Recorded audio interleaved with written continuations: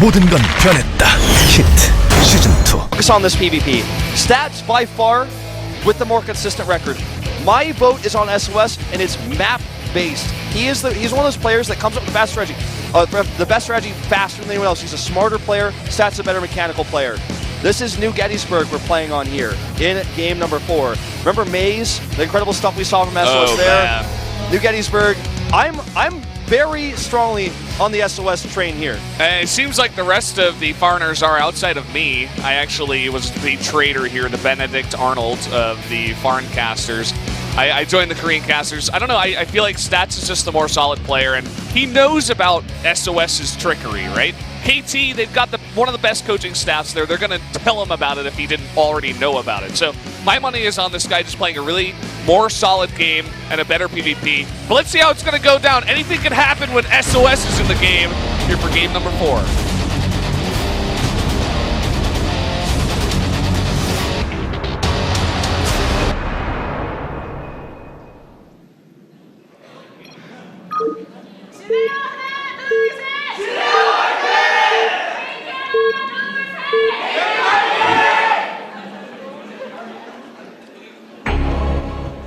Down here in the bottom right, in the green, the Protoss player from the Jin Air Green Wings. It is SOS.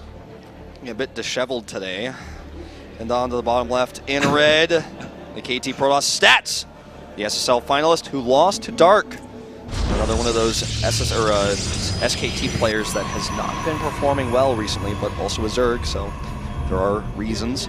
Look at SOS's face. Now, I say he looked disheveled, and people are like, I can't believe you said that, but I mean, look at him. He like, doesn't he look different than normal? Doesn't he look a little bit more stressed? Like, if I had seen that face before I made my prediction, I probably would have gone the other way. He looks stressed. He's taking deep breaths. Okay, but he's got the plan. I have faith that he has a plan for this map. New Gettysburg, very new. For me, it's like, I don't care what SOS looks like. That guy has been on the biggest stages. He's played a best of 7 for $100,000, literally, on the line. He's BlizzCon champion. BlizzCon champion. He's played on the biggest stages in the world. There's no way that he's going to let nerves affect his play here tonight. I don't think there's any way. Now, did he not get a lot of sleep? Did he, maybe he's just...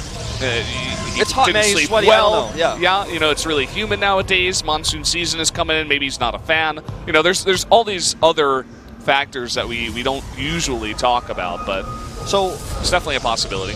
This map has the biggest factor on this map, of course, is the bridge.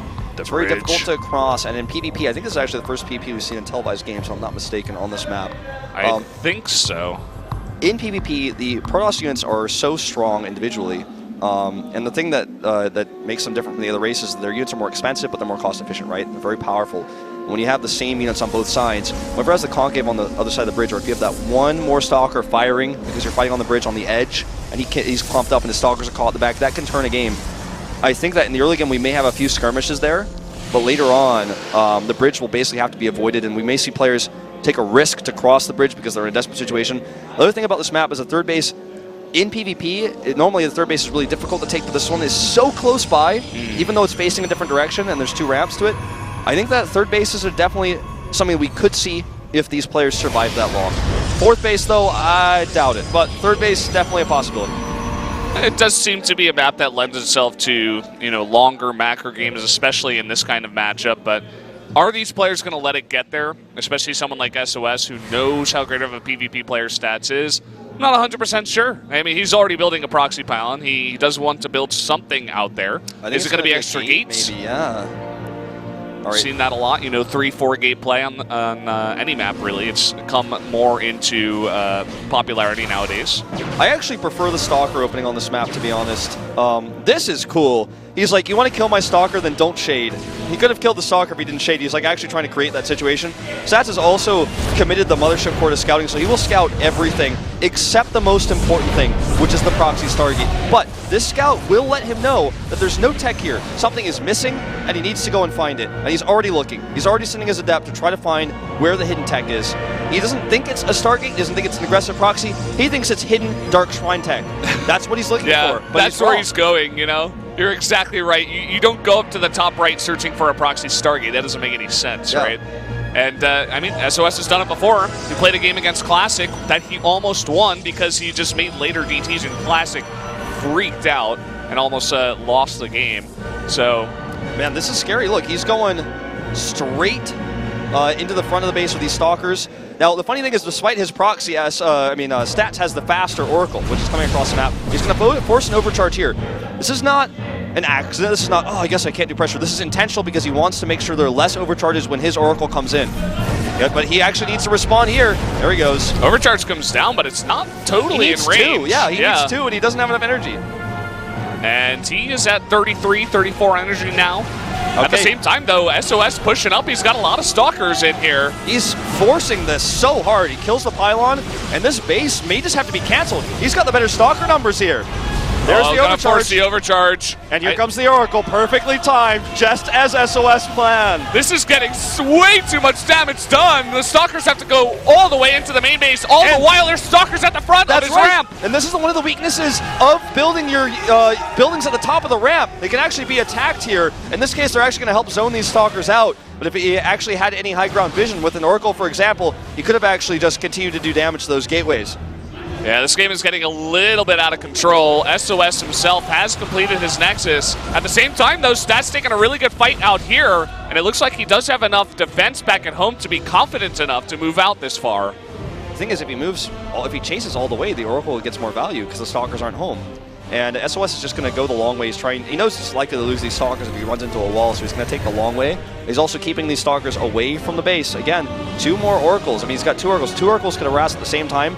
Stats doesn't even have probes that is natural, but if he did, they'd be dead anyways from the Oracle. Okay, this Phoenix, I didn't even know he was making this. This is... Oh, but he misses it! Oh, no. Okay, he does find it. And now SOS has to commit, but there is an overcharge here. Gonna get that 1 kill. About as much damage as it could get. Adepts are like, wait, you don't have any probes here? Okay, I mean, I guess that's fine. I guess I just don't there's nothing to kill, so I'm already winning.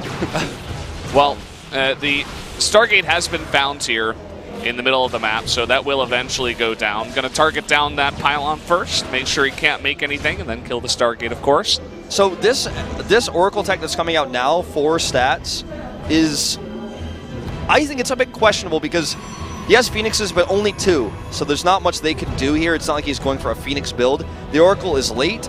SOS has a defense setup. Look, he already has Stalkers here. He has the triple pylon triangle in the main for overcharges. He's built the energy now. And I think the more standard and the just arguably better going towards the mid-game tech is the robotics facility that SOS is committed to. And yeah, I mean, already Stats has a robo, but he spent so much money on this Oracle, for example, and these Phoenixes. I don't know if that's really going to be worth it.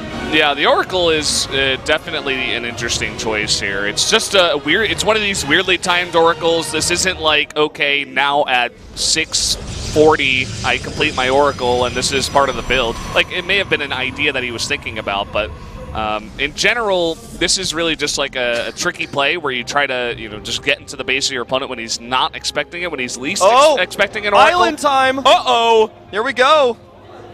This is crazy. We're going to see an island. And don't forget, that's...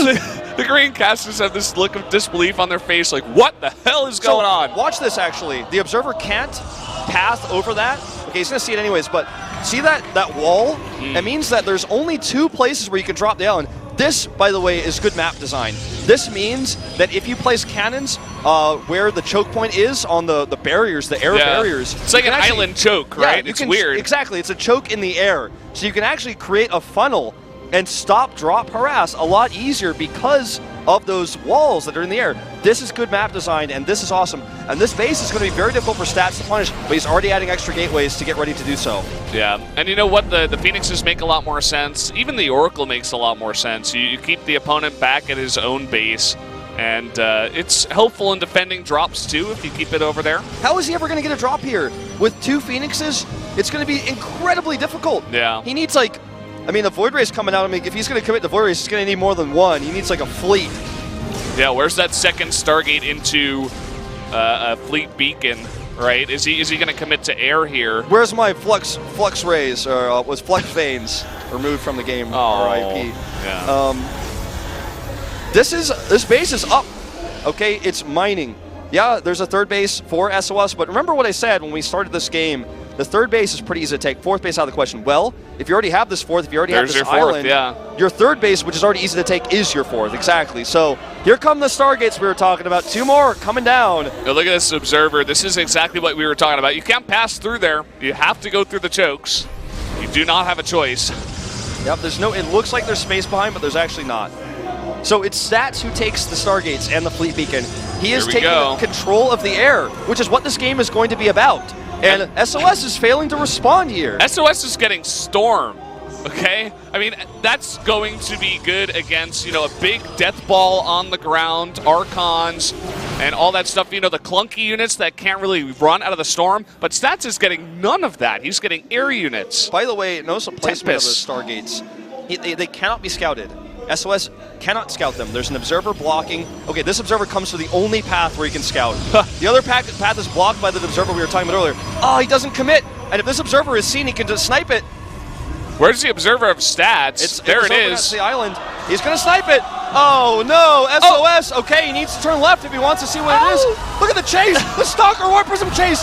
Tech, Scout, D9. Carriers. What's up? Oh, here we go. And he does not have any scouting. That one guy in there, well, is Storm going to kill the interceptors really fast? No! Actually, no. Storm is not the answer. It's going to be helpful, for sure. Well, guys, we promise crazy games. We promise good games.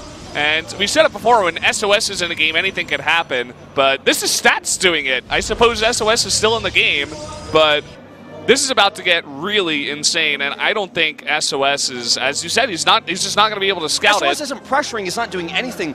So at this point, Stats is like even going to go Graviton and Catapult before his carriers are done. He's going to see it now. Finally sees it. There you go. Now what do you do? Storm is done. What is he going to do? He has to, I think, like hit a timing with Blink Stalkers and Storm. His Blink's about to finish. He has +2. Yeah, he takes another base. Yeah, but I mean, no, is Stats really going to take this space? He has air control. There's no way that SOS can deny it, even though it's right next to his main. Who cares? He has control of the air. He has a full tight wall up here set up with force fields available to stop a big push with Adepts and Charged Zealots. He's prepared for everything. This is the kind of build I thought we'd be seeing from SOS, not Stats. I'm like, are the colors wrong? Because, I mean, this is the genius type of play. SOS's Stargates are late. Stat scouts it. He has the wall set up. This is going to be incredibly difficult to pull off. 3 carriers are already ready. Their interceptors are nearly charged. Look at all the pylons. Done. The gateways, the forge, already a preemptive overcharge here. I suppose these Adepts... Is he going to commit? No way. No, you just lose all of them. And, okay, we got a drop in here. Actually, he didn't make cannons. Yeah, he didn't actually put any defense. He's just relying on his carriers, which are slow. The Phoenixes were out of position, so this is actually going to get a lot of damage. This is actually just simply put lucky. Like, it's very lucky that this happened because he just wasn't prepared for it. If had he been in position, this would have never worked in a million years. Okay, so carriers are armored units. They're massive units. If you actually have all the Void Race focus and ignore the interceptors, you can basically just one-shot, once you have enough, every single carrier, the interceptors just die like mosquitoes. All the carriers. You have to get on top of them, though, which is not going to be the easiest thing in the world. But if we go to like 200, you're going to have enough Void Rays that, you know, maybe you lose 5 as you're floating in, but then once you get on top of them, because the carriers are slower, they're all just going to get popped out of the air like balloons. So SOS he needs time to build that fleet of Void Rays. He's actually adding his own carriers now, which is another way to deal with carriers. But he's kind of identified this is going super late game. I don't know if it will, because I think Stats might die before that. These carriers, if he actually just attacks them, he can harass the main and then leave, harass the main and then leave. And until SOS has enough units to deal with this, it won't matter. And I think that's exactly what we're going to see. He's going to both defend his second island and harass and start killing production in the main with this. Very, very dangerous timing here, because SOS doesn't have the answer yet. And here we go. Here comes that push I'm talking about. He's going to start picking away at these buildings. He's going to start taking apart SOS. He's going to start taking names, man. He has 6 carriers here, and here we go. Floating into the main, getting into position. Immediately going for the pylons here. That one actually unpowering 3 gates. You know what? The pylons are the best targets. The easiest to kill, the fastest to kill. And this does so much damage. He's releasing these interceptors. Now, killing the pylons is annoying because he's making units that cost 6 supply at a time. Affecting the pylons affects the production, which gives him continual carrier dominance here in this game.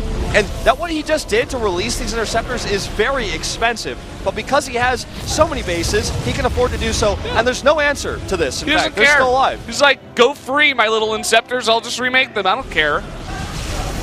And it's just a really just unbelievable like read of the map and the way this can be played. You know, it's just so genius by Stats.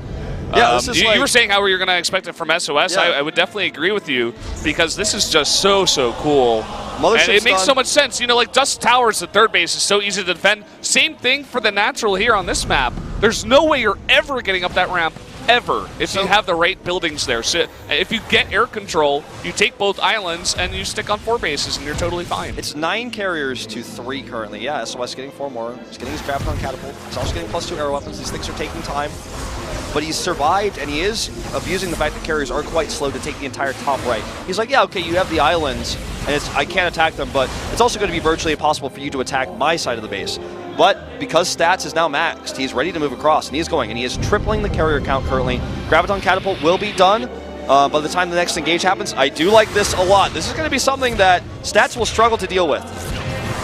Yeah, and I feel like he should have remade that pylon actually at the front once he moved out, because he already got all of his units out of the base, and he is basically maxed out. I think he's just going to try to make more and more carriers. Can you check how many gateways Stats has? He has a Warp Prism with his army. He has 8. Okay, he can make Stalkers if, you know, as the fight goes on with this Warp Prism. He can also protect his Immortals. Don't forget, Storm is on the map for SOS. That's one thing he does have that Stats does not, and we're going to start to see those drop down in just a minute. Whoa. Storm doesn't care about vision. Here we go. Storm's going down. It's hitting the majority of these units, but not quite killing them. He has more carriers. Yeah. And that's all that matters here. More carriers, more stuff on the ground too. More Storms coming down here, but I don't think it's going to be enough. He needs a few more. Better focus fire here as well from from Stats, and that should be game here, I'd say. Yeah, that's going to be it. All these carriers taking tons of damage. SOS is warping in a bunch of stuff, but I just don't think it's going to be enough. It's too late. Too little, too late. He needs maybe Archons, more Storms, things he doesn't have. He has the money, but he needs time. And as I say, time is money. He's out of it, man. It's game over time here. Time is money, friend. And you're out of both. Gazzle coach, don't bring Harrison Storm into this, Valdez. That's another esport. What can he do? He's trying to harass. I mean, I guess that's basically all he can do, but it's not going to matter. He's got this ragtag group of units. His economic advantage isn't enough to make more gateways and try to transition. He's going to die a slow and painful death here. And make no mistake, this game is over. Yeah, he can't quite accept it. Yeah. He's just waiting. He's trying to... In the booth. He leans back. He knows. Yeah. And that should just simply be a type out here. He got out SOS. Stats out SOS tonight. And we are going to an ace match. GG! Stats bringing it to that ace match here for KT, giving them another chance. And you could say he carried them to that fifth and final game. All right. Wolf, you're so funny. This is such an incredible night of Pro League. This will be a night that people will remember forever. The 5th and final game will be played on Frozen Temple. It's all down to this. One final game to decide who moves on and takes that first place spot. So now we have to start doing our predictions. All right. Who's it going to be? Both these teams have so many great players they can throw out. Maru has to be the choice for Genera, but the KT player could be either Stats TY or Zest. I think Zest is your man. I think we get to have the Zest-Maru rematch that everybody is looking for and hoping for. I think that makes the most sense, you know. Those two players are just too good, right? I 100% agree with you that it's going to be Maru. You don't want to even send Rogue. They've used Rogue like in weird spots to come out and snipe for ace matches. I think that's actually where he defeated Zest the other time. And that's right, in the final game, in the most important game. Yeah, I mean, Stats is a fantastic Protoss too. They could consider using him. They are talking to him a ton here. He did win his game as well, but I think that he practiced a lot for that one map, that one build. Probably just played a ton of PvP, and he's not ready really to go into a PvT rather on a totally different map. So I like the choice of Zest. I feel like he's just more solid in general. I think using SOS would be a huge mistake. I don't want to see SOS come out in the 5th game, even though normally I would say yes. Morrow is just too good to ignore. I know you guys didn't have faith, but everyone was shown the light today. And I think this guy may be the best in the world. We have to wait for individual league results to prove, but he is by far and above, by miles and kilometers, the best player in Pro League. Now, the one idea, though, is if Zest has been, I'm not even going to look at the players, I'm looking down. You may have seen them. I already saw one. If Zest is consistently beaten by Morrow specifically, maybe it's time to not use him. People are screaming and cheering. Oh, man. Here we go. Not going to spoil anything, but guys, we're going to be in for a treat. This is going to be a fantastic line, or matchup here, rather. All right, players are on stage. Lights are dim. People are screaming in the crowd as the players are about to be revealed here for what is one of the best regular season Pro League games I have ever. My eyes were blessed to see. Yeah, I mean, this might actually be one of the best days of Pro League, if not the best one we've had, you know, since we started casting in 2014. It's been a crazy day so far. It's about to get a little bit more insane. The lights are dimmed. We have to zoom in, and you know what that means? They need one more second. And then what happens after that is that we go to the camera shot of the silhouettes of the players. And I still haven't seen them. I've been staring directly at my monitor. I don't know who they are. I'm hyped. Everyone, here we go. Lights are dimmed. The reveal. Who's it gonna be? For our race match, it is Zest versus Rogue. Rogue, a huge gambit. But they called the Zest pick. They knew it'd be Zest, and they chose Rogue and not Maru. And one of Maru's issues in competitive StarCraft 2 was his fatigue, you know? Sometimes struggles to play those longer series. Maybe they're like, we want Rogue here. Part of the reason why he's so good in Pro League, right? Best of ones. And this is the rematch. This is the rematch, what we saw earlier. An amazing read by the Jin Air coach, the Jin Air team. Guys,